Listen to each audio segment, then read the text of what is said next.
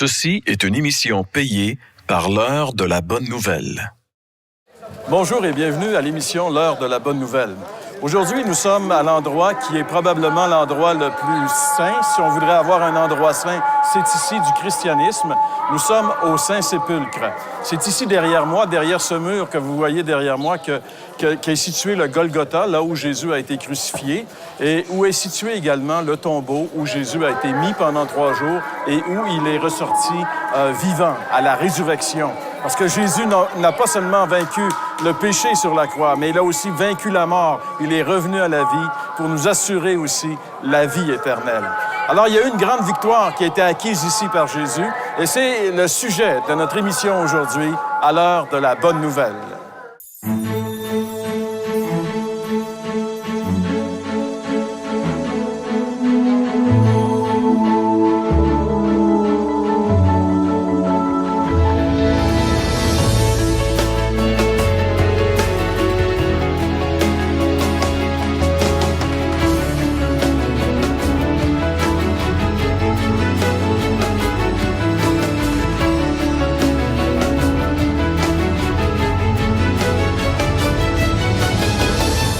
Alors, nous sommes maintenant au lieu qu'on appelle le Saint-Sépulcre. Le bâtiment que vous voyez derrière moi a été construit au 4e siècle par la mère de Constantin, qui était une chrétienne et qui voulait préserver les lieux saints du christianisme. Donc, elle a fait construire cette église qui a été rénovée, bien sûr, plusieurs siècles par la suite, mais les lieux sont toujours les mêmes. C'est ici que Jésus a été exécuté. C'est ici que Jésus a été crucifié, juste derrière, à quelques mètres de moi. Derrière le mur qui est là, il y a le mont Golgotha, en fait une butte de calcaire. Et c'est là que Jésus a été mis sur la croix. J'aimerais vous lire maintenant ici un passage de l'Évangile de Luc qui nous relate ce qui s'est passé ici il y a 2000 ans. Lorsqu'ils furent arrivés à l'endroit appelé le Crâne, ils le crucifièrent là, ainsi que les 2 malfaiteurs, l'un à droite, l'autre à gauche. Jésus dit, « Père, pardonne-leur, car ils ne savent ce qu'ils font. » Ils se partagèrent ses vêtements en tirant au sort. Le peuple se tenait là et regardait. Les magistrats eux-mêmes se moquaient de Jésus en disant, « Il a sauvé d'autres, qu'il se sauve lui-même s'il est le Messie choisi par Dieu. » Les soldats aussi se moquaient de lui. Ils s'approchaient pour lui présenter du vinaigre en disant, « Si tu es le roi des Juifs, sauve-toi toi-même. » Il y avait aussi au-dessus de lui cette inscription écrite en grec, en latin et en hébreu, « Celui-ci est le roi des Juifs. » L'un des malfaiteurs crucifiés avec lui l'insultait en disant, « Si tu es le Messie, sauve-toi toi-même et nous avec toi. » Luc décrit ici l'ambiance qui régnait lorsque Jésus a été crucifié. Dans une émission précédente, nous avons vu que Jésus a été condamné par l'autorité romaine. On a vu également que c'était un stratagème monté de toutes pièces. En réalité, ce procès était truqué de A à Z. On n'avait aucun motif de condamner à la mort cet homme-là. Mais il était destiné par Dieu à mourir et il devait donc mourir. Et les événements sont arrivés. La méchanceté de l'homme, à travers ces événements, la méchanceté de l'homme envers Dieu s'est manifestée d'une manière tout à fait évidente. Les hommes ont rejeté le Seigneur Jésus-Christ, l'ont traité injustement et l'ont condamné à une des morts les plus barbares, la mort de la crucifixion. Donc, à partir du lieu où on était lors de la dernière émission, Jésus a porté une partie de sa croix qu'on appelle le patibulum, c'est-à-dire la partie transversale de la croix. Il l'a amené jusqu'ici. Et ici, il a été mis sur cette croix. Dès 9 heures le matin, il a été crucifié et il est resté sur cette croix pendant 6 heures. Et à partir de midi, un phénomène mystérieux est arrivé ici. Le soleil a été caché, l'obscurité est venue et Jésus était là en train d'expier nos péchés ici sur la croix de Golgotha. Luc nous rapporte que malgré le fait que Jésus était injustement condamné, malgré le fait que les hommes l'avaient injustement rejeté, alors qu'il a souffert la flagellation, alors qu'il est complètement tuméfié et couvert de sang, alors qu'il est cloué sur cette croix, Luc nous rappelle que tout le monde se moque de lui finalement. Les gens qui le regardent, le peuple, se moquent de lui. Les dirigeants religieux se moquent de lui. Et même les deux criminels, un des deux criminels en tout cas qui est crucifié à côté de lui, se moque aussi de lui. C'est incroyable jusqu'à quel point le cœur de l'être humain est en haine envers Dieu. Et ça devient évident ici à la croix lorsque Luc nous décrit cette haine qui se manifeste par ses moqueries, par ses paroles méprisantes envers Jésus. Non seulement on l'a mis sur cette croix en le faisant souffrir, en l'immobilisant et en le mettant publiquement comme un objet de dérision, mais même alors qu'il est là, on n'a aucun respect pour lui. Alors qu'il est en train de mourir, on continue de se moquer de lui. Et celui qui est sur cette croix, c'est le Créateur des cieux et de la terre. L'homme est en train de démontrer sa haine envers Dieu en rejetant son Fils unique que le Père a envoyé afin de nous sauver. Quand on contemple et quand on réfléchit sur ce qui s'est passé ici à Golgotha, on ne peut que accepter le verdict de Dieu sur la race humaine. Nous sommes des pécheurs qui avons besoin d'être sauvés. De quelle façon est-ce que la mort de Jésus sur une croix peut vraiment réussir à pardonner tous nos péchés? Eh bien, c'est le sujet que Jeff va développer dans un instant au retour. Vous avez des questions ou des commentaires sur ce que vous venez d'entendre? Contactez-nous par téléphone ou réagissez sur les médias sociaux.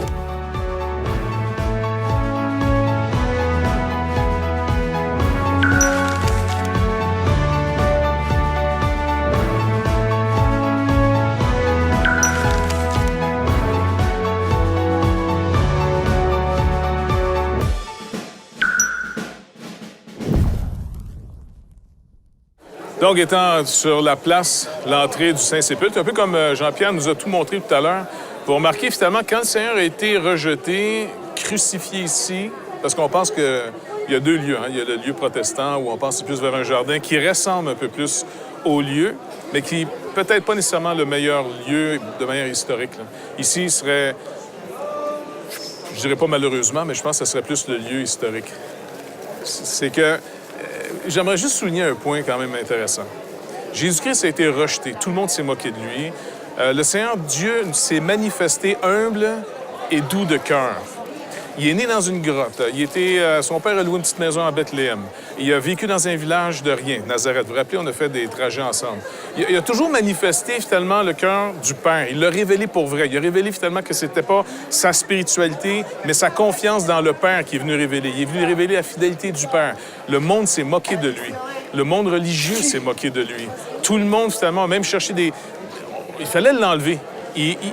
Il mettait en lumière, finalement, la mascarade qu'on met continuellement, cette honte qu'on essaie de cacher. Parce qu'on est tous honteux depuis qu'on était séparés de Dieu. C'est le premier sentiment qui nous a saisis au moment, finalement, où on a mangé l'arbre de la connaissance du bien et du mal dans la Genèse. Maintenant, quand ce phénomène est arrivé, de toute l'histoire de l'humanité jusqu'à aujourd'hui, on va toujours essayer d'habiller ce qui fait notre honte. Jésus est venu humblement. Regardez ce qu'on a fait en arrière. Je veux pas critiquer, mais c'est plus fort que moi. Ils ont fait un château pour en faire un lieu comme... Non, ça se peut pas que Jésus ne peut pas être juste dans un lieu ordinaire, mis dans une petite caverne ordinaire. On en a fait un palais en arrière où les gens du monde entier viennent pour voir finalement le lieu où on l'a crucifié. Donc, tout ça pour vous dire une chose. Avec toute la mascarade, avec tout ce qui se passe, avec tout... Attendez.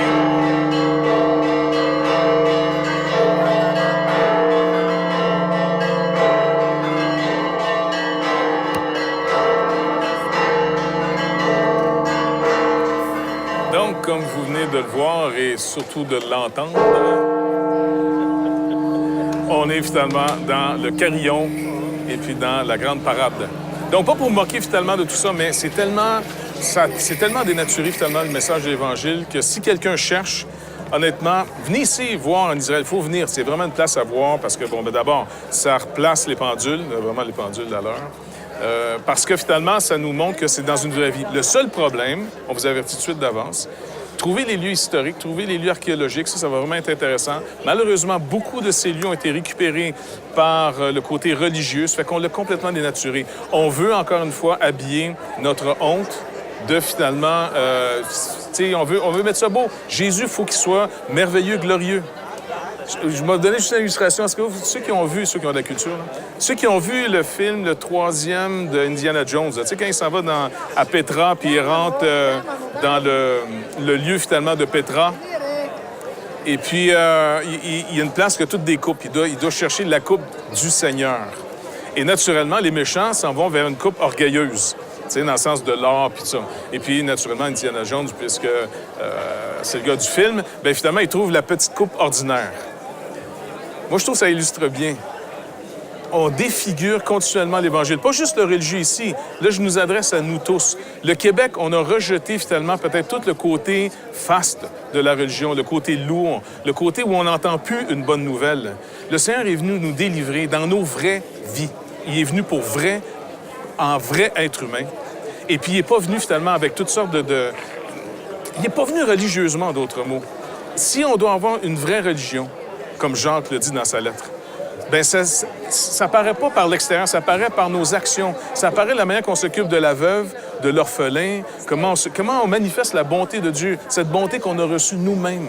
Dieu nous a aimés et on est dans un culte de reconnaissance après. On est extrêmement reconnaissant de ce que Dieu n'a pas sauvé quelqu'un de bon, mais il est venu sauver un pécheur. Il est venu pardonner quelqu'un qui était coupable. Il est venu nous dire, écoute, je t'adopte, je te reçois chez moi, je paye ta note. Et pas peur, viens.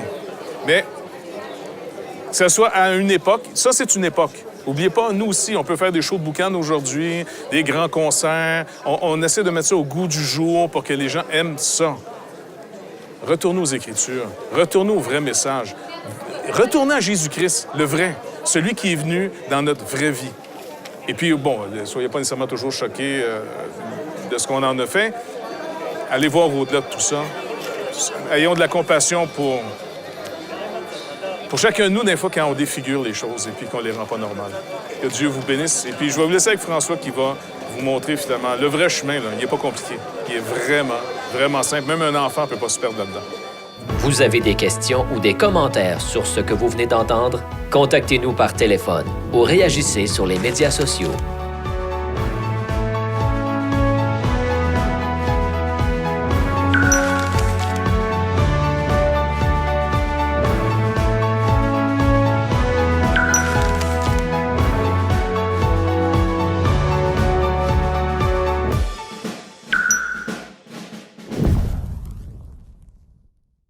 Alors, comme on vient d'entendre cette mascarade, comme Jeff l'a bien précisé, j'aimerais quand même vous dire qu'au-delà de cette mascarade, la base, elle est tout à fait juste.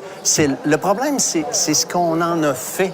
Et il y a un journaliste de Radio-Canada, dont je tairai le nom exprès, a dit à un évêque à un moment donné, il dit, écoutez, j'ai rejeté toute votre organisation, toute votre structure. Mais il faut que je vous le dise, je n'ai pas rejeté la base sur laquelle votre structure a été construite. Alors, au fond, cet homme-là avait tout à fait raison. Et c'est le rejet de la religion. Les Québécois l'ont super bien fait, ce qui n'est pas nécessairement du tout mauvais en soi. Mais le problème, c'est qu'on a rejeté aussi la Bible, la parole de Dieu. Et de ce fait, on peut dire qu'on a jeté l'eau du bain et le bébé avec. Maintenant, j'aimerais revenir ici à ce lieu où on se trouve, le calvaire, là où Jésus a donné sa vie. J'aime beaucoup penser que cette réalité, en fait, il y a deux éléments, deux pôles qui se rejoignent ici au calvaire. D'abord, l'amour de Dieu. Comment la Bible dit que Dieu a tellement aimé le monde qu'il a donné son Fils unique afin que quiconque croit en lui ne périsse point, mais qu'il ait la vie éternelle. Dieu a tellement aimé le monde et c'est ce qui a fait en sorte que Jésus est venu, a quitté la gloire du ciel pour venir ici dans ce monde, s'identifier avec sa créature et identifier avec la difficulté, la faiblesse, les limites de l'être humain.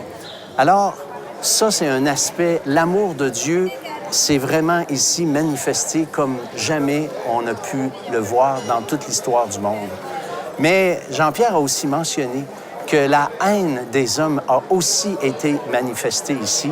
Et ça, c'est une réalité qui est quand même troublante, puisque on peut dire l'homme a littéralement crucifié son Créateur, celui qui était venu pour les sauver, celui qui était venu par amour pour eux.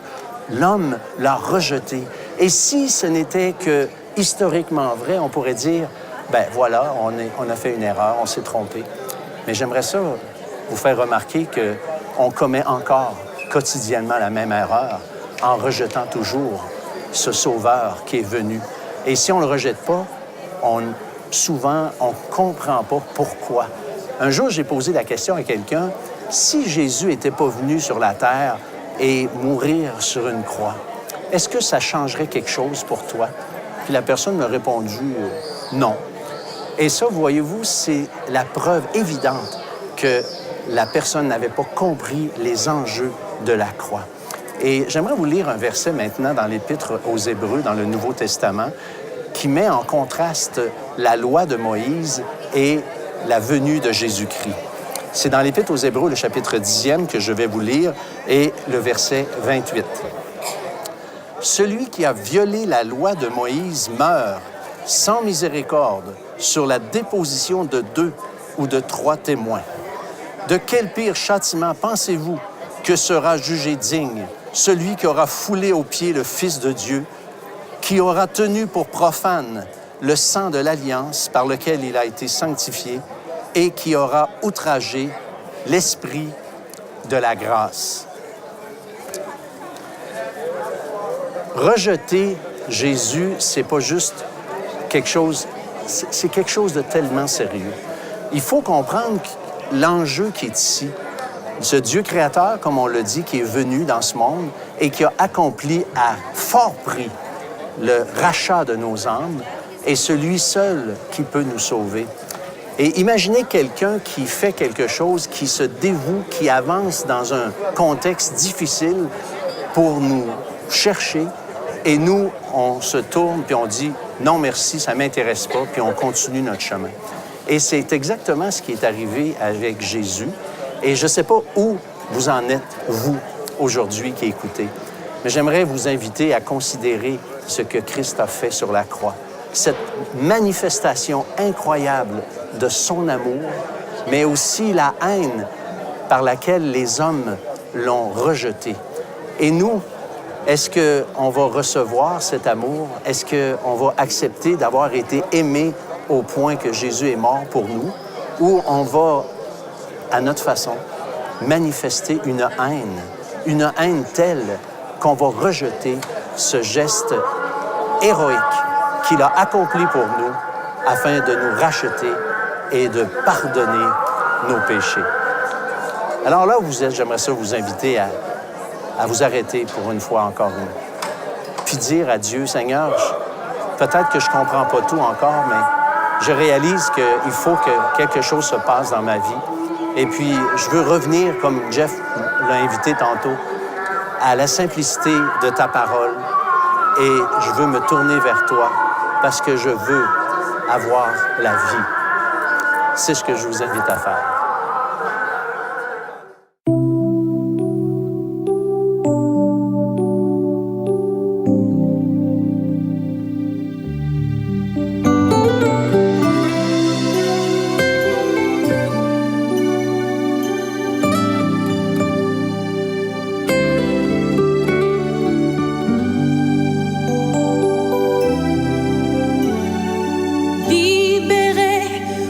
Je suis libérée. Mes péchés sont pardonnés. Maintenant je suis sauvée. Délivrée, oui je suis délivrée. De tous mes ennemis, Jésus m'a libéré. Il n'y a plus de condamnation, plus de condamnation. Jésus-Christ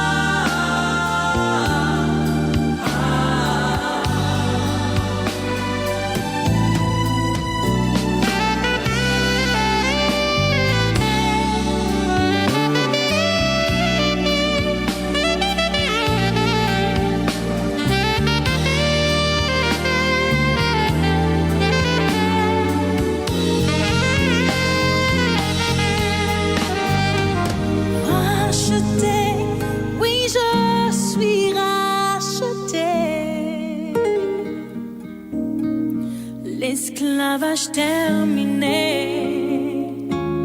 Je vis ma liberté. Héritier, je suis un héritier. Oui, pour l'éternité, un enfant bien-aimé. Il n'y a plus de condamnation, plus de condamnation. Jésus-Christ a payé ma rançon. Il n'y a plus de condamnation, plus de condamnation. Je suis libéré, racheté en son nom. Il n'y a plus de condamnation, plus de condamnation. Jésus-Christ a payé ma rançon. Il n'y a plus de condamnation. Non, non, non, plus de condamnation. Je suis libéré, je suis racheté, je suis racheté. Oh, je suis justifié, mon âme est délivrée, sanctifié, oh, racheté. Je suis libéré, racheté en son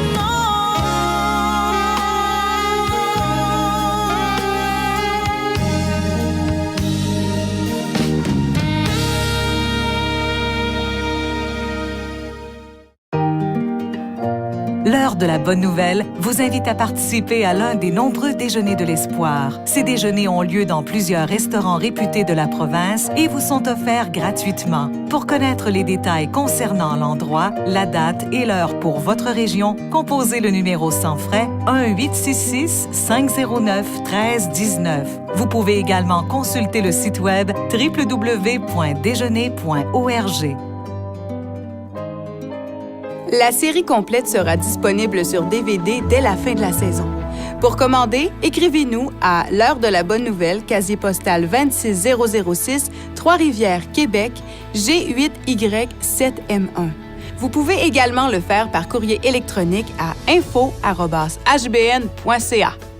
Alors, nous sommes rendus à la fin de cette émission où nous avons réalisé une chose. En réalité, le christianisme n'est pas une religion comme les autres. Et même le christianisme n'est pas une religion. C'est la possibilité d'entrer en relation avec Dieu et de vivre une vie complètement nouvelle. En réalité, on peut dire que Jésus est venu parce que la religion n'avait pas pu changer l'être humain. Le but de la religion n'était pas de transformer l'homme, mais de le rendre conscient qu'il est pécheur et qu'il n'y a en lui aucune possibilité par lui-même de plaire à Dieu. C'est Jésus qui devait venir pour se charger de nos iniquités, de ce qui est notre problème, de ce qui nous empêche justement de pouvoir vivre en relation avec Dieu, de vivre comme Dieu veut que nous vivions. Bien, il fallait absolument que pour qu'une chose comme ça arrive, que Jésus aille ici à la croix, qu'il prenne nos péchés sur lui, qu'il en fasse une expiation totale, parfaite et éternelle, et qu'ainsi il puisse nous acquérir cette possibilité d'entrer en relation avec Dieu. Donc, Christ, il est comme la fin de la religion et le début d'une ère nouvelle pour toute personne qui se tourne vers lui véritablement.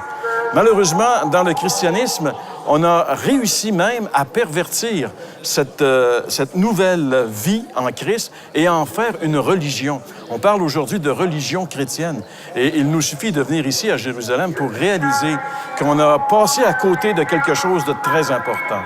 Et on aimerait que vous ne passiez pas aux côtés de ce qu'il y a de plus important, c'est-à-dire d'établir une relation avec Dieu à travers la foi en ce que Christ a accompli à la croix. C'est pourquoi, à la fin de cette émission, on aimerait vous inviter à considérer très sérieusement cette possibilité d'entrer en contact avec Dieu en réalisant que sur cette croix, ici, il y a 2000 ans, Jésus a pris nos péchés et il en a fait une expiation totale. C'est un geste accompli. Quand Jésus était sur la croix, il a dit « Tout est accompli ». Tout ce qui devait être fait pour que nos péchés soient pardonnés et que la vie nouvelle, la vie éternelle, devienne accessible, Jésus l'a accompli ici.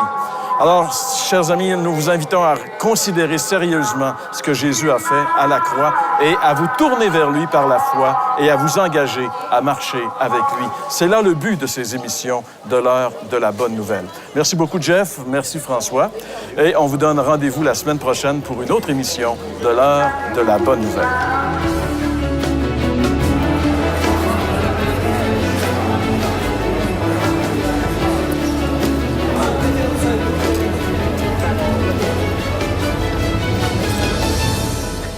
Ceci était une émission payée par l'heure de la bonne nouvelle.